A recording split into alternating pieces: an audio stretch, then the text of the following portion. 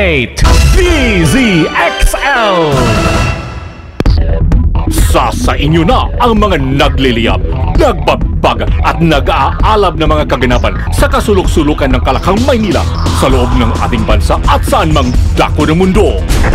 Naglalagablab! Katatampukan ng mga pambihirang kaganapan na bumabandera sa mga police blotters, mga kulay dugong pangyayari na nakakagimbal at mga nakakatawag pansing eksena na tiyak na pag-uusapan. Naglalagablab! At narito na ang naglalagablab na mga balita sa DZXL 558. Balik sa mga balita natin.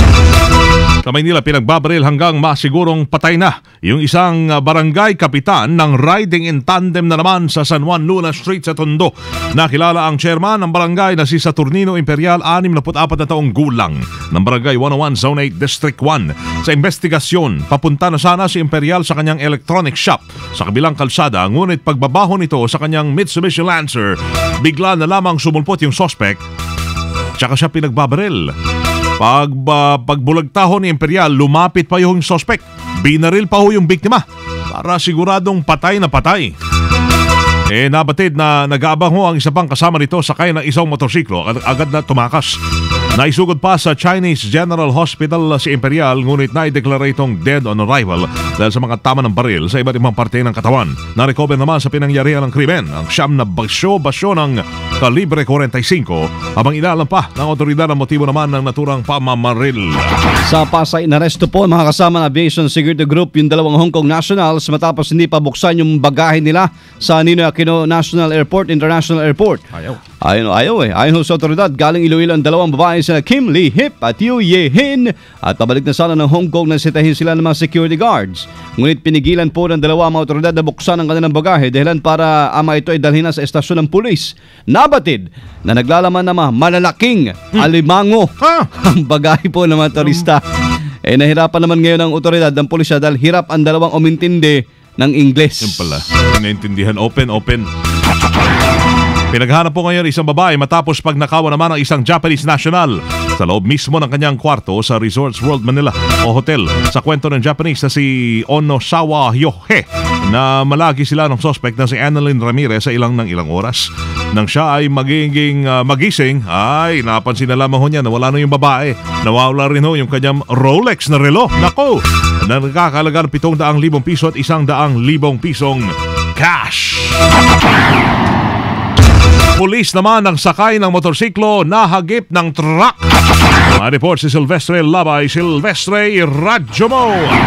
Obserbahan ngayon sa East Avenue Medical Center dahil sa matinding tama sa kanyang ulo ang pulis na si PO1 Dennis Ehe matapos na mahagip ng isang 16-wheeler dump truck sa Mindanao Avenue, kanto ng Tandang Sora kaninang madaling araw. Ayon kay PO3 Andy Soto ng Quezon City Traffic Sector 6, itong si PO1 Ehe na nakatalaga sa Special Operation Unit ng NCRPO ay pauwi na sa Rodriguez Rizal at habang buwabaybay sa Mindanao Avenue sakay ng kanyang Yamaha motorcycle nang biglang sumulpot ang isang dambuhalang truck na puno naman ng buhangin at nahagip ang biktima. Ayon pa kay Soto, sumemplang at tumilapon ng ilang metro ang pulis na bagamat nakasuot ng helmet, subalit substandard o mahinang klase, kaya't nagtamo ito ng matinding pinsala sa ulo. Hindi na nagawa pang makatakbo ang 16-wheeler truck driver na si Reggie Loreca, 19 anyos, nang magsipagatigilan sa lugar ang mga nakasaksi mga motorista habang isang taxi driver naman na si Dinyo ang nagsugod sa duguang pulis sa East Avenue Medical Center. Kasama mo sa Quezon City para sa DZXL 558. Ako si Silvestre Labay. Tata, Armel. Mga isda naman, kritikal matapos pong masabugan ng dinamita. Kasama natin sa balita si Santos Cortez sa Armen Zamboanga. Santos, iradyo mo. Agaw buhay ngayon ang isang mangingisda matapos masabugan ng dinamita.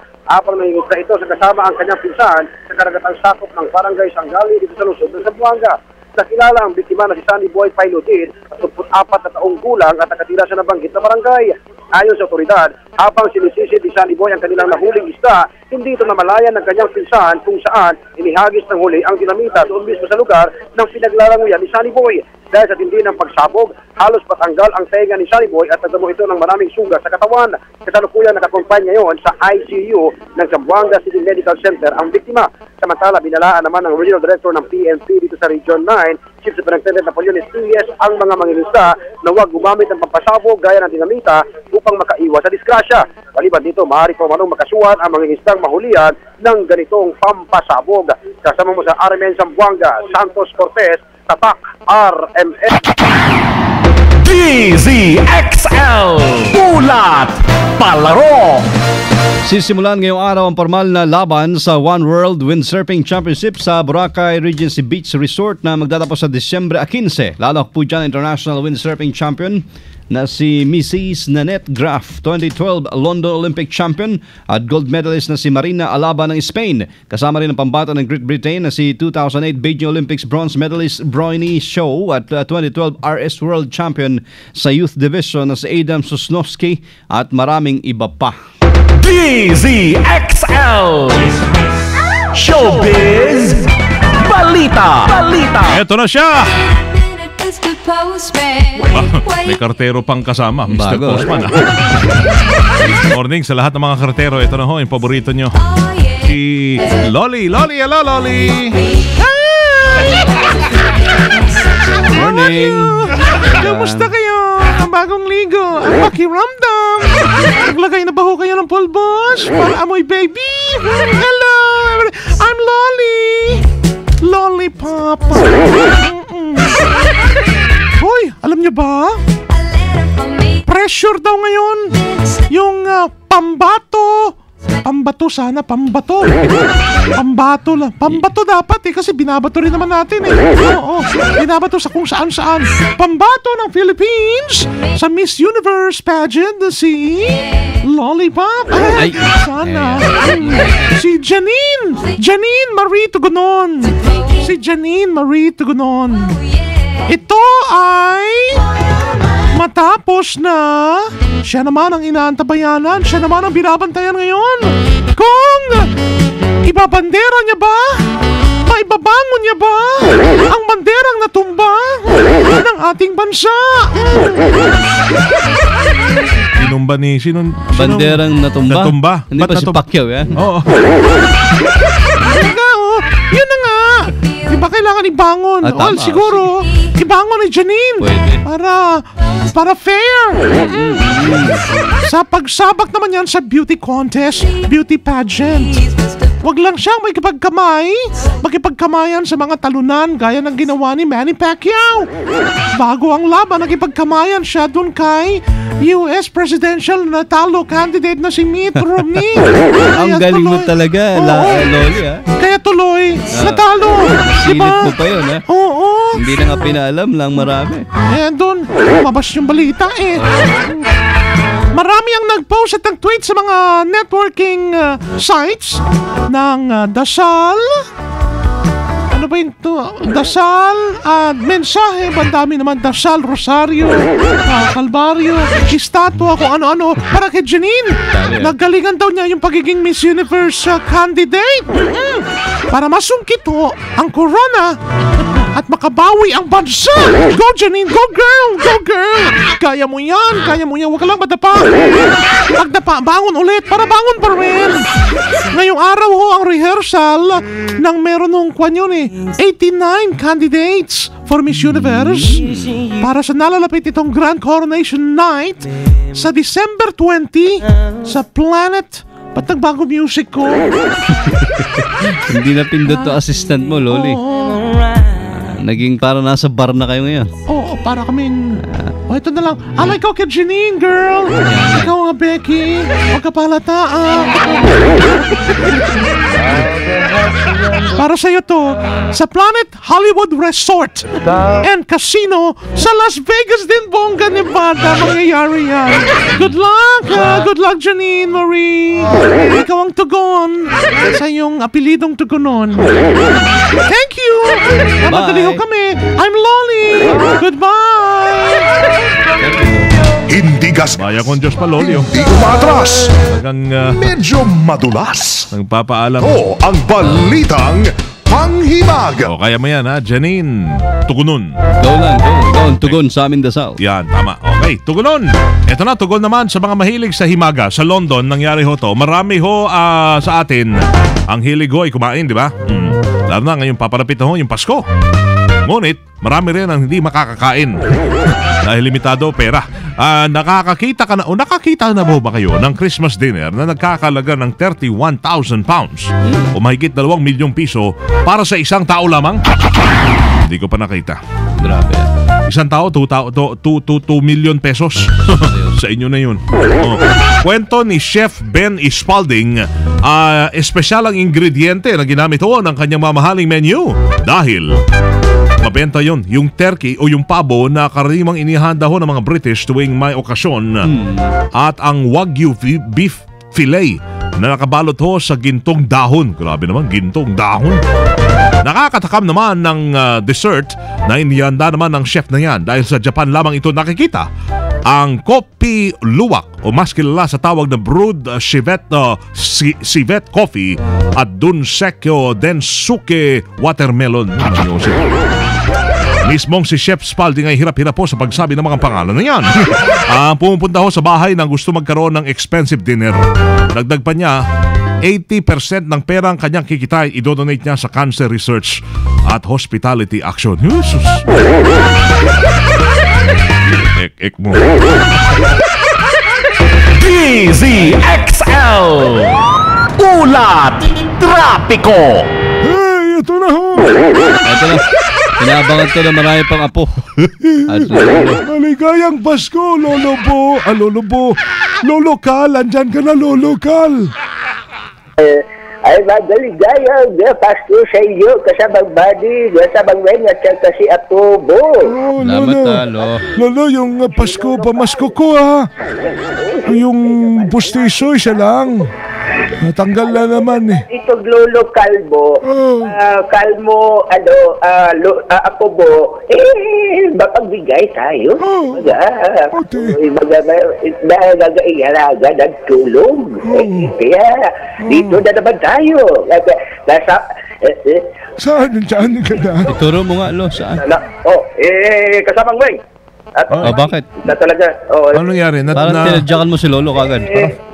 Lo, sandali na. Medyo diyan ka muna. Pata nagtaho yan. Pagbigyan mo ng taho. Pagbibigyan. May dumaan kasi daan dito magandang chicken. Sabi ko na, nawala sa sarili. Sige, ipasa na ako kay Rambo. Saan ka ba ngayon, Rambo? Bye.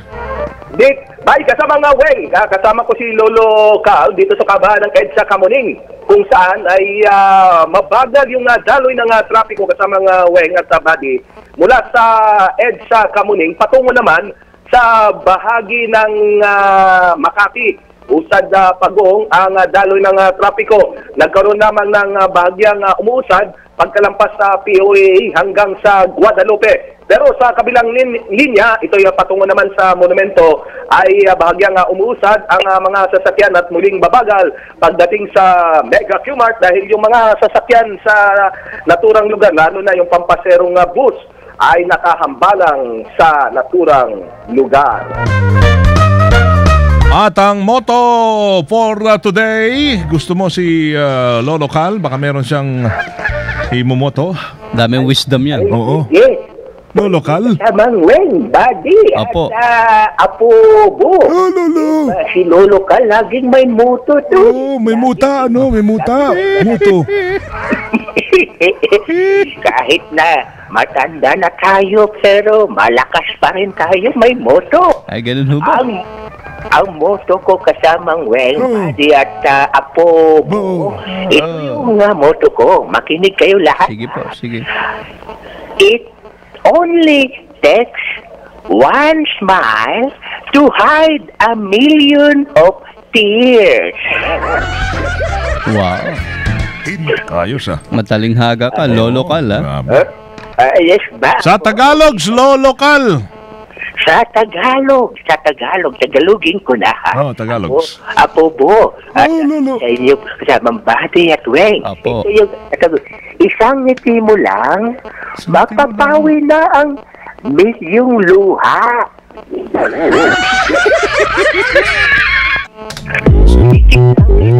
Galing niyo talaga. Eh, simple pala sa Tagalog.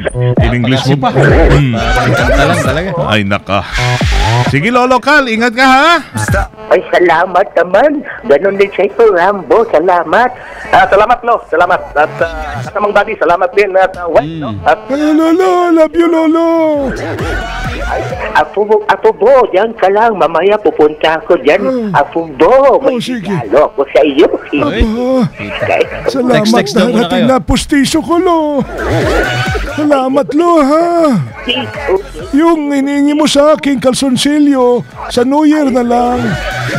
Ay, siyempre naman, Apo bo. Oo. Ay, itong si Lolo Calmo eh. Lo, sandali lang. Tabi ka muna, Lo. Ano pa? Muna kasamang Weng. Talaga sumisingit pa talaga si Lolo. Oo. Talaga. So, okay. So, yan kasamang Weng at Buddy. At si Apubo pala, nandyan din ha. At dito sa kabahan ng EDSA Kamuning. Kasama mo sa kahaban ng EDSA Kamuning. Para sa... Yan na. EDSA Kamuning. No, istorbo ka. Istorbo. Kasama mo sa EDSA Kamuning. Oh. Silvestre.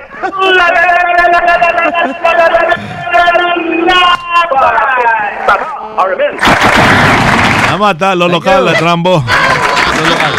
Ang Pag-ibig, lato ng mga miyembro ng Pag-ibig, meron ho kayong special discount sa lahat ng SM Department Stores nationwide bukas. 12-12-12. Bukas yun, December 12, 2012. Yan. Dahil anibersaryo ho ng Pag-ibig bukas, Pag-ibig Day sa SM. The country's leading retail establishment will celebrate Pag-ibig Day on December 12 to mark the fund's 32nd anniversary. Lato ng mga kahit hindi miyembro ng SM, yung non-SM Advantage Card, merong 5% discount. Pero pag miyembro ka ng SM may Advantage Card, may 10% discount. One day lang ho yan, discount. The minimum purchase dapat ay 500. Shoppers need to present their Pag-ibig transaction card or their UMID. Yan. Dire-diretso mga naglalagablab ng mga balitang tatakarmen ang inyong napakinggan dito lamang sa DCXL 558. Ngayon po umaga ng Martes, December 11, 2012. Kasama nyo sa serbisyo publiko from the city of Zambo, Eleuterio Primo Hermano Weng de la Peña. From the province of Occidental Mindoro, mabuhay ako si Buddy Oberas. Kami ho ay Tatak RMN. Naglalagablab na mga balita. Please, sumayin niyo ang 15 minutong kalipunan ng mga pinakahuling kaganapan sa Kalakang, Maynila, sa ating bansa at saan mang dako ng